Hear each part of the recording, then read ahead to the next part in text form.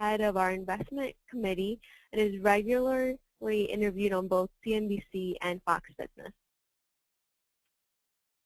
Thanks, Ivy. I appreciate the time that everybody's going to spend today. Just to give you an overview of what we wanted to do was expect to be about 20 minutes, maybe 30, and we'll talk a little bit about what people are doing these days to take market volatility, or at least reduce market volatility out of their portfolios. There's a lot of really interesting things that are just starting to be launched out there that are being accessed by a lot of new people. Biltmore actually had their most explosive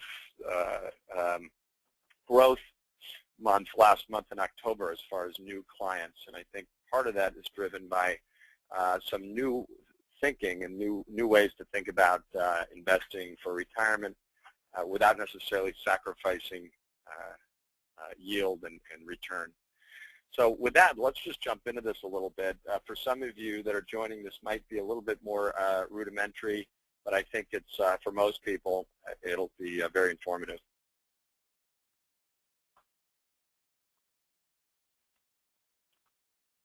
I want to start just to talk a little bit about the stock market in general. When you talk to a lot of people in our business, they talk about how the stock market normally goes up by 10% a year. And when I went through, in the beginning of my career, some of the coursework for being a quote-unquote financial advisor, again, you would use these algorithms and computations that would rely on stock going up at about 8 to 10% a year and bonds going up at about 4 to 5% a year. Well, midway through the decade, you realize that necessarily wasn't working very well. And when you, time after time, were talking to clients about not reaching their goals because they were so heavily reliant on the market, we thought that there must be a new way or a different way to go about achieving these goals. And again, looking at this chart, you can see that it starts in the late 1800s. A lot of advisors, when you say, well, let me see a history of the market, they'll show you, and this is what we did at my previous firm, they show you returns of post-World War II. And the reason for that is that they say that, well, we're a different country, we're a service-driven country, et cetera, and that you can't really look at pre-World War II numbers because we were just a different type of country. But I think it's very important to look at that. And if you look back here, you can see the mouse on my screen back to before 1910, and you follow that through to the early 20s. There's about 18 years there that the market was flat. It was actually negative 4%. If you were the lucky cat that invested at the peak of the market in 1929, it took about 25 years for that investment to come back. More recently, the late 60s to the early 80s, again, a flat for about 17 years. And of course, we're all sitting here remembering and knowing that over the last 11 years or so, markets really haven't done anything, and especially if you factor in all the fees that you pay advisors and et cetera, a lot of you might be negative here after 11 years. So if you add all these up, 11 years, 17 years, 25, 18, these times where the market's been flat, it's about 70 years, which is really a majority of the time the markets are trading flat. Yet, for some reason, modern financial planning dictates that you should have a majority in stock for the long haul.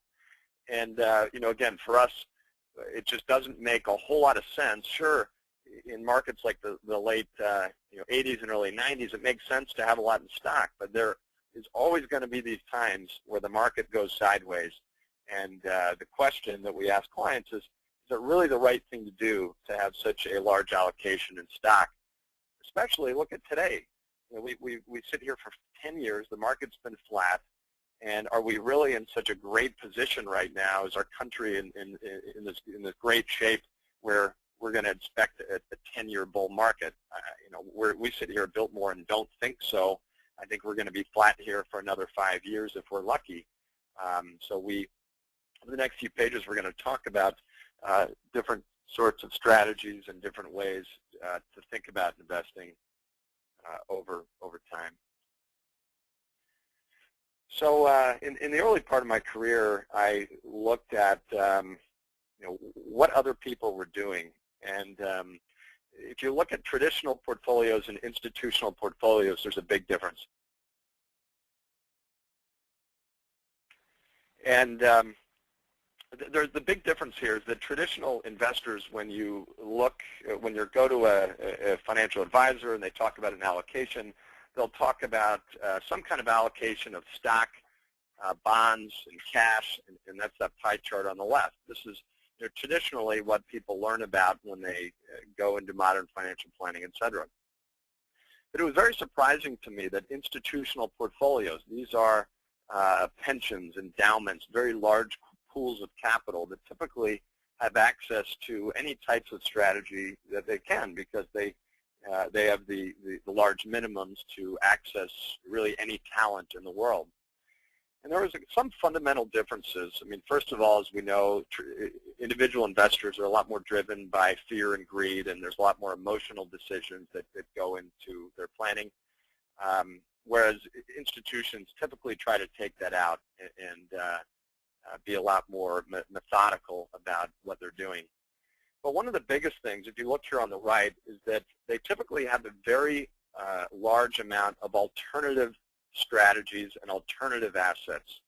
And it's our theory that this is one of the reasons why they do so much better than traditional portfolios over time, and a lot of retail and high net worth investors, because of this allocation to alternative strategies and alternative assets. And we'll talk a little bit now. There's been, just literally over the last year, there's been some recent changes to our industry, which allows really anybody out there to access the same types of tools that institutions have been doing, really for much lower minimums in almost anybody's portfolio. So we'll talk about that. So first of all, let's talk about these asset classes. Really on the left, this is what most people think about when they think about investing. It's some kind of stocks and some types of bonds.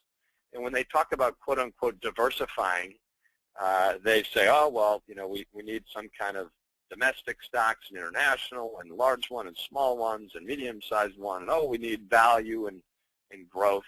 And in bonds, obviously, there's lots of different kinds of bonds. But we all know in 2008, it didn't matter if you had large, small, mid-cap, value, or growth stocks. Correlation sort of all went to one, and everything went down. It's just a matter of how bad you were smushed. So that's traditional investing. In our opinion, with a stock, you're sort of waiting for the wind to blow in the right direction, and a lot of people don't have control over what the market is going to do from day to day. Now, alternative investments, a little bit different, and that's what we're going to spend some time talking about, really demystifying what some of these are, how they can work into a portfolio, and some of the benefits of adding them. Some of these are REITs, and there are some time that REITs, Real Estate Investment Trust, there are obviously good times and bad times to be in some of these as well, and we're going to talk about performance a little bit later. REITs typically give out a 5 to 8% dividend, and again, they do correlate somewhat to the market, but they are a little bit less correlated than other market-based investments. Things like master limited partnerships, MLPs, these are companies that transport different types of energies from natural gas to oil. They give between 8 and 12% dividends, and we're probably going to continue to need to transport oil and gas around this country for many, many years. So again, these are examples of alternative assets. Different kinds of commodities is another good example. But I also want to focus today, and almost more importantly, on these alternative strategies, long, short, global, macro, and managed futures, and try to take some time to demystify really what these are and how institutions are using these in portfolios. I want to talk about the managed futures market for a minute. And again, a lot of you might be sitting there saying, oh, managed futures, sounds crazy. I hear about it on CNBC, but again, it's a little bit out there. So just want to spend about 2 minutes to talk about the history of the market and how it's changed and really what it is today. Back, back a while ago in the mid part of the century, farmers were, and they still are, selling a lot of wheat to various institutions. So we'll use an example of Kellogg's, for example, and a farmer out there. Well, back in the mid part of the century, Kellogg's, who make cereal and other types of products, obviously had a huge demand for grain. And their cost of grain, their cost of capital would go up and down dramatically based on the crop of that year. So, I mean, it was a heck of a time that the CFO had to try to factor earnings, because, again, when you had your huge cost and a main cost going up and down from year to year, it was almost impossible. And on the other side of the equation, you had the farmer that was living feast to famine, depending on how his crop yielded. So at one point, they got together, and in the early part of the century, and they said, okay, let's agree on a price in the future for a price per bushel of wheat, and I'm happy with the price being the farmer. The Kellogg's was happy, and they set that price to be delivered sometime next year. And it sort of smoothed out the prices for everybody, because they knew, the farmer knew what he was going to get, Kellogg's knew what they were going to be paying, and everybody was happy.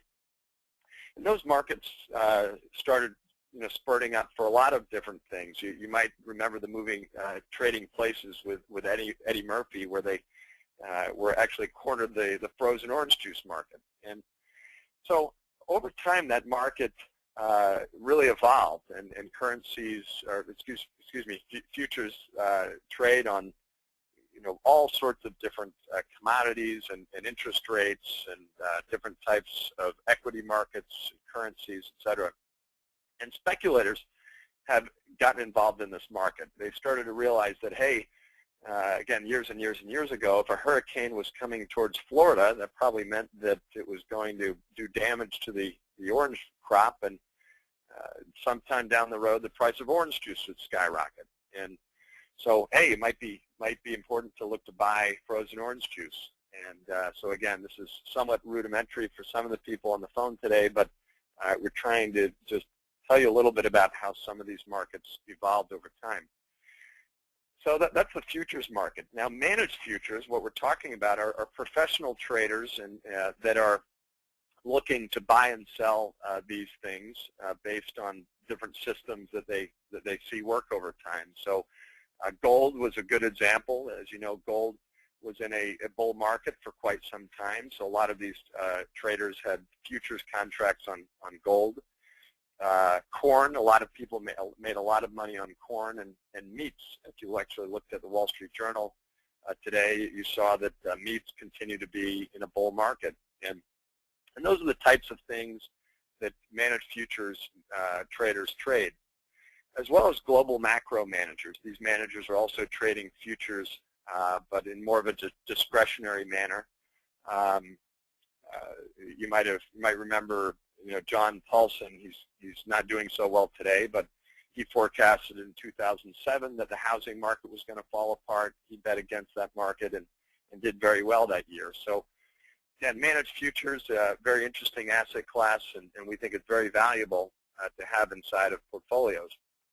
So we're just going to spend a couple more minutes to talk about some of the benefits here.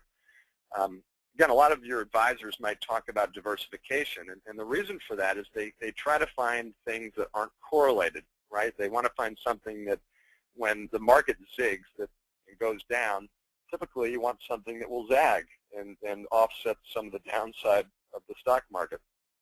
And the problem when you do that inside of stocks is that when things go south, typically they all go south at once, right?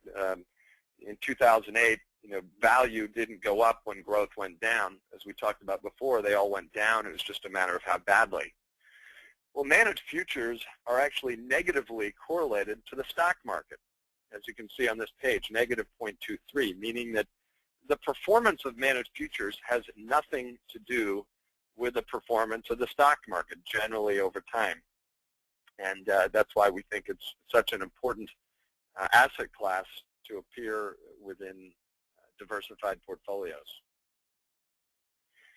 This brings that point home a little bit more. What we did was we had our analysts go and chart, various terrible times in the stock market. Again, the 2008 stock market crash, where it was down about 38%. And what we show is what the managed futures index did. And the Barclays CTA index, if you think about the S&P 500 as a index of stocks, the Barclays CTA index is basically the index of managed futures. So again, in 2008, the index was up about 14. When the tech bubble burst in 2000 or 2002, when the market was down about 53%, futures were actually up 23. Long-term capital management, et cetera, not to belabor the point, but again, getting back in simpleton terms of finding things that can zig when others zag, we think is very important.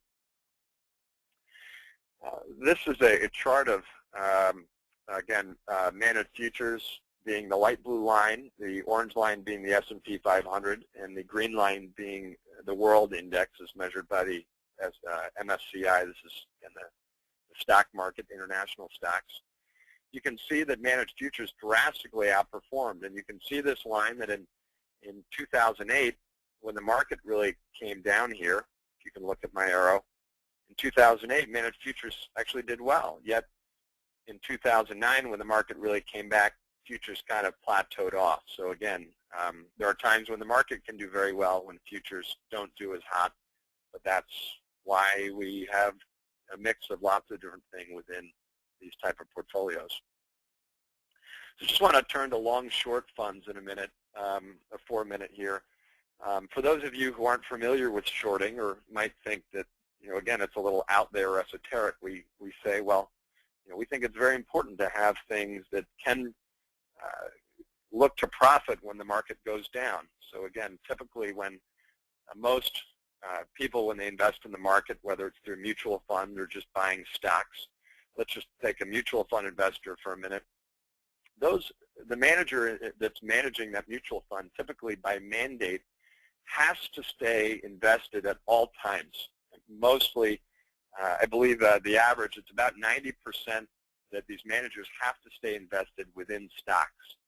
So even if they knew and they had a crystal ball and they knew the market was falling tomorrow, there's really nothing they could do besides, go to 90% stock instead of 95 and maybe buy stocks that they thought wouldn't fall as much. So again, they are somewhat pigeonholed in times like 2008 and early 2009 and 2000 and 2002 when you get into a 3-year bear market. Managers that have the ability to short are different.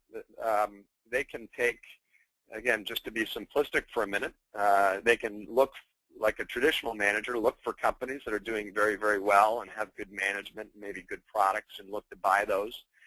They can take a piece of the portfolio and look for companies that are terrible. Maybe a Netflix would have been a great example that a couple of weeks ago crashed pretty heavily, or detecting some type of fraud that might be going on. For example, like an MF Global, you see that in the news recently, and they might look to short those companies. So either way the market goes, they like to have the ability to make some money. And to us, it just makes a lot of sense to have the ability to go short, especially in these type of markets that are up and down and up and down. Why pigeonhole your strategy to only being successful if the market goes up? And when there are strategies out there that can prevent downside and do some hedging when the market falls. So again, we just think that makes a lot of sense. And there's a place in a portfolio for managers that can short markets as well as buy into them. Everybody talks about the lost decade, and as we go to this next slide, I just think it's interesting, and here's where we talk a little bit about performance with some more general indexes. What we do is, again, we look at annual returns from 2000 or 2010, again, the quote-unquote lost decade, where nobody's made any money. Well, it's right that most retail and high net worth investors, a lot of them haven't made money because they've invested mostly in the market. If we just look at the Dow Jones being the red, you can see in 2000, down, and I'm just looking at the line here, about 6-7% in 2001, about 8 in 2002, about 18, and the S&P was actually down to much more than that. Rallied back and had a couple okay years, and then again down in 2008. So net, most people haven't made any money. Well, the orange being the Barclays CTA index. Again, this is managed futures. Here we've had a lot of years where it's been, pretty mostly up, and there should be a year in here where it was down. 2009 here, again about flat. And this is just the index. Managed futures, typically we can find managers that are doing much better than the index, but again, we're just trying to, in general terms, show you how some of these other asset classes and other strategies have fared over time. The light blue being a macro index. Again, you can see that these managers have, in the light blue, have done a lot better. And in 2008, they suffered a little bit, but certainly not as bad as the red line being the Dow Jones. And moving on, we look at long-short equity. Again, these are the managers that can both short markets as well as buy into them. We can see that, they were down a little bit in 2002. I think most stock investors would have been happy if their portfolio was only down a couple percent. Fast forward to 2008. It was hard to hide for these managers. It was down. The index was down about 20 in a market that was down about 30-something%. So again, having the ability to short gave them the ability to make some money when it was down. And then obviously bonds, being the purple, have done extremely well over that period of time. So these types of strategies, if integrated right, have really rewarded investors over time, over the last 10 years, while they've seen a lot of volatility within the stock market investments. So we ask, why now? Why are a lot of people just hearing about it? Again, as I said, we've actually added a lot of some new people here, new infrastructure here to build more capital advisors, expanding out some of the offices. What we're finding is that people just don't know about this stuff, and there's a couple reasons why. The first one is, in the past, to access a lot of these types of strategies, you had to be an accredited investor. And for those of you who don't know what that means, is that in a lot of cases you had to have a net worth of $5 million, which isn't a problem for some of you on the phone, but for some of you, that's a big number. And so there was basically a lot of problems accessing this. There was a net worth requirement. Typically, minimums were at least $100,000 a piece, if not $1 million a piece.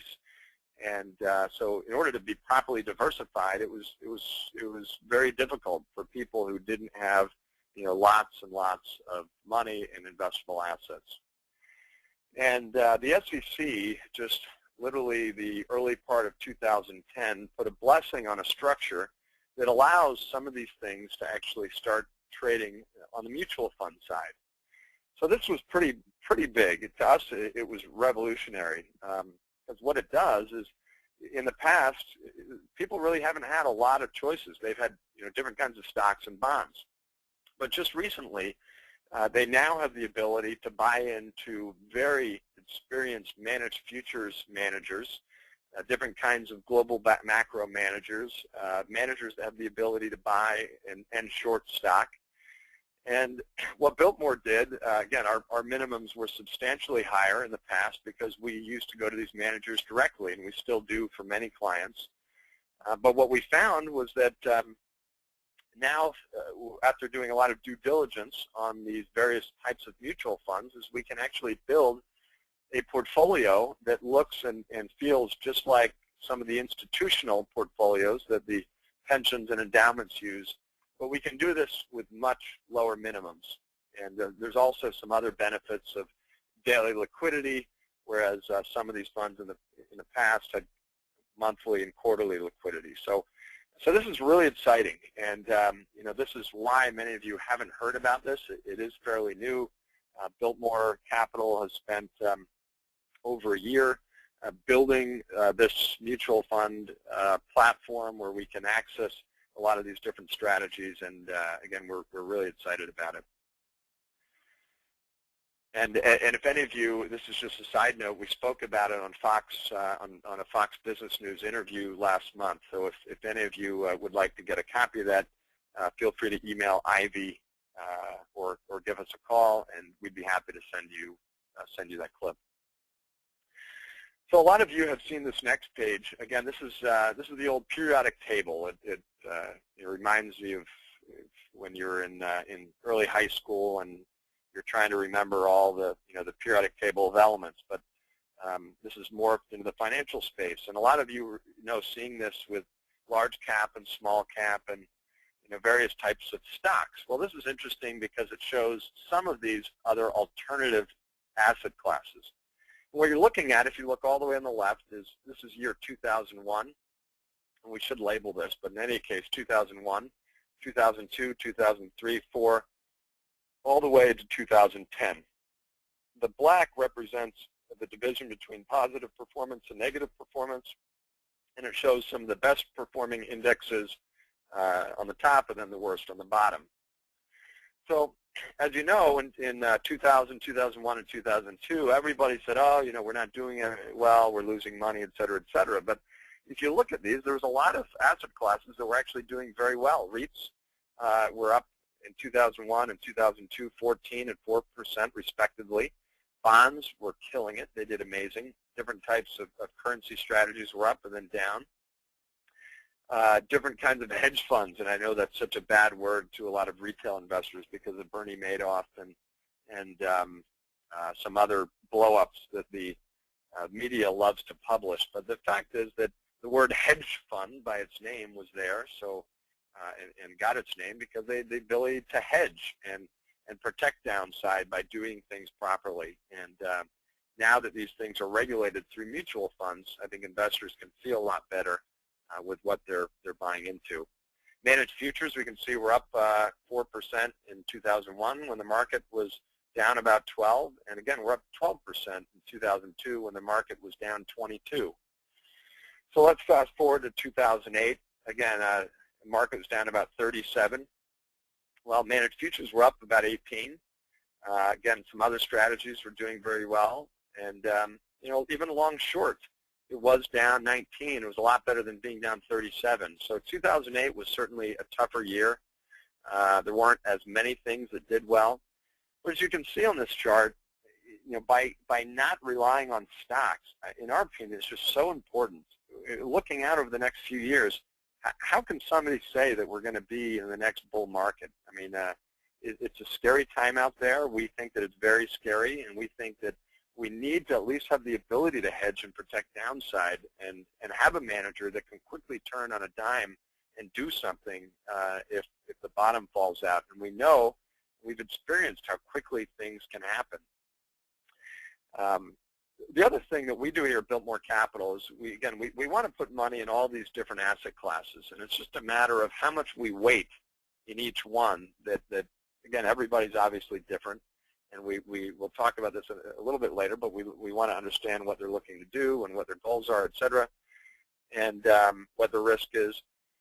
And we want to proactively manage this because we know by human nature that typically, let's just look here at commodities for a minute. Here, and if you look at my mouse in 2002, commodities up 31%. 2002, they're up 23, 16, 21.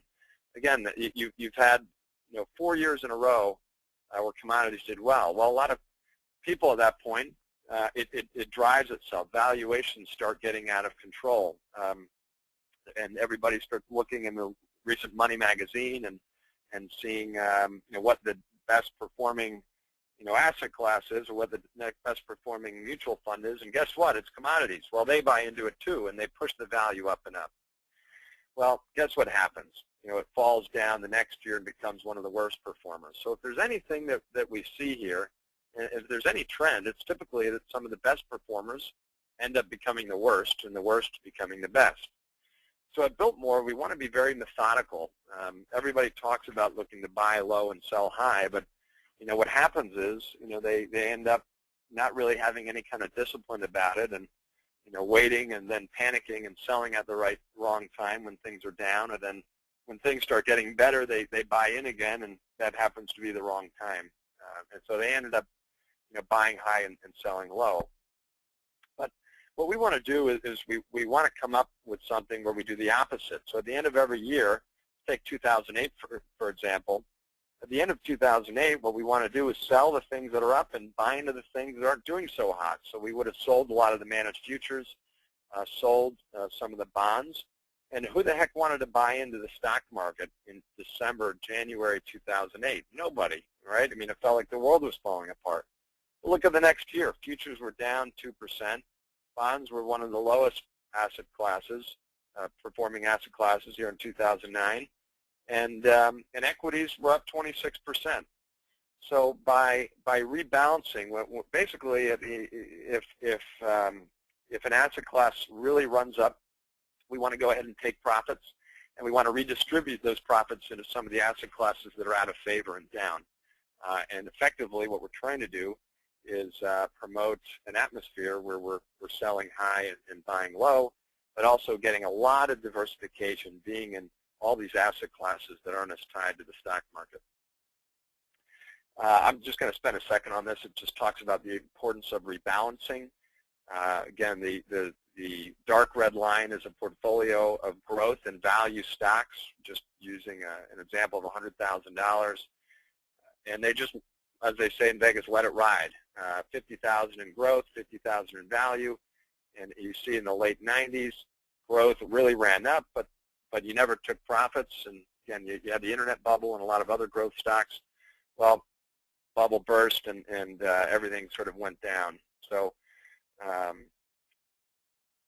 again, 100,000 ended up growing to to 520, but you had a lot of volatility. Whereas at the end of every year, rebalancing, meaning selling the winners, the winning asset classes, and buying into the undervalued one, you can see it was a lot smoother, and you actually did better at the end. So we think it's very important, and most investors don't adhere to that rule. So just to give you a feel for how some of this has transpired, and really this is just some of the indexes. So but we wanted to give you a feel for over the last 10 years what these types of strategies have done. So this is looking at the moderate aggressive model here at Biltmore Capital. And again, these are indexes. And mind you that at Biltmore, one of the things that we're looking to do is find managers that can outperform the indices. So if we're buying the stock market instead of buying the S&P 500, our due diligence team is looking for managers that have a consistency of outperforming the stock market. And we do the same thing with managed futures and other things. So this is a 60-40 mix of stock and bonds. Again, it is annualized after fees, about 6.5%. You can see that in 2000 and 2002, it never experienced a negative year. In 2008, it was down about 14%. So I think a lot of people out there would have been okay with 14%. And it's recently, obviously, come back much more since then. And this was through the end of September. October was a great month for the strategy in general. So again, you can see that if you compare this to the S&P on the bottom, here's the S&P 500. Again, my mouse is on it. We go down, we go up, we go down, we go up. We're almost at the same value. So again, by rebalancing and by being in, if you follow my mouse here, managed futures, commodities, REITs, master limited partnerships, long-short strategies, global macro, but also having pieces in different parts of the market as well, emerging markets, global, et cetera, but being methodical about selling the parts that are up and buying the ones that are down, again, we think are a very important part. Again, in this market, we're in very, this is the new normal, as Bill Gross would say at PIMCO, and I think he's right, and I think that we have to get involved in a lot more nimble strategies and strategies that are tradable, and managers and strategies that can go quickly short as well as buy into whether it's metals, currencies, commodities, et cetera. And we just can't rely on buying and holding the stock market especially if you look at how bad our situation is in whether it's the U.S. or Europe, et cetera. It's not good news, and it's not going to be getting any better anytime soon. The Fed spoke yesterday, and he told us that. So just to talk a little bit about Biltmore in a 2-second or 2-minute commercial here. While we certainly enjoy the asset management side, everything that we do is mostly driven with a financial planning approach where we spend a lot of time in the beginning during the discovery process understanding what the client's looking to do. The fact is everybody's different, and how do you put together any type of strategy without really understanding what those goals are, and often during the discovery process we find issues that they don't even know they have. There was somebody that had some rental properties and they never had them in an LLC, and I'm glad we ended up finding that and recommending doing that, because if you can imagine, I don't even know how somebody does this, but somebody actually hung themselves hanging their Christmas lights. As you can imagine, if that property wasn't in an LLC, they would have been in a lot of problems. Other things that we find are, people have boats and toys and jet skis and things that, again, they're just not properly insured. So, we spend a lot of time doing that. We come back with what we call our solutions analysis, and this covers everything from estate planning to different insurance needs to, problems that we see within portfolios and hidden fees and other things that we might find. And at that point, people either say, okay, let's work together, or let's not work together. And assuming people come aboard, we move on to the private banking experience where we, try to get all their cash flow needs together and setting them up with any credit lines that they need here. People can borrow against these portfolios at about 0.85%, so we might look to pay off mortgages or home equity lines or other things, taking advantage of those rates. The private client vault is again a very valuable part of the process. We typically get to know our clients very well, their families, et cetera. We like to be there through good times and bad times, and we typically will upload things like wills and trusts and other very important insurance documents and other pieces of information into a secure online vault. So God forbid if somebody does pass away, we have all these documents together and can help our client's spouse through that difficult time in their life. Personal risk analysis, we typically will collect insurance policies, whether it's auto, umbrella, many other types of policies, and we work with third-party advisors to both look to shop them out and reduce the rates, but also more importantly, try to understand if there's any gaps that need to be filled. And we can certainly, at Biltmore Capital, help to grow assets over time, and I think we do a great job of doing that. But I think a lot of people out there don't take the time to make sure they're protected.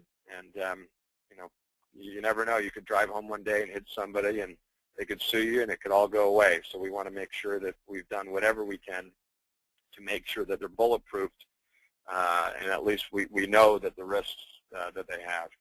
Then finally, strategy snapshot. Regular reviews are important to make sure that if there's any constant, it's that we all change, our life change, our circumstances change. As the T-shirt says, SHIT happens, and we want to make sure that we have everything in place to address that and make sure that we're doing things to take care of our clients. With that, that concludes the webcast. I hope you found this somewhat informative. And if you have any questions, I think what you can do if you're on the webcast is ask a question online. And this is fairly new for us, but I hope we have the ability to see that you're asking a question and answer that question. So again, if you have any questions now, just if you would go online and raise your hand, we'll go ahead and pick you and go from there. And while I'm waiting for that, I'll just say that if anybody is interested in hearing a little bit more about what we're doing and how that might affect your personal situation, feel free to give a call in and ask for Ivy or myself, and we can go ahead and schedule a meeting or conference call and talk a little bit more about how some of these things might fit into your overall plan. So either the technology doesn't work or we've done a great job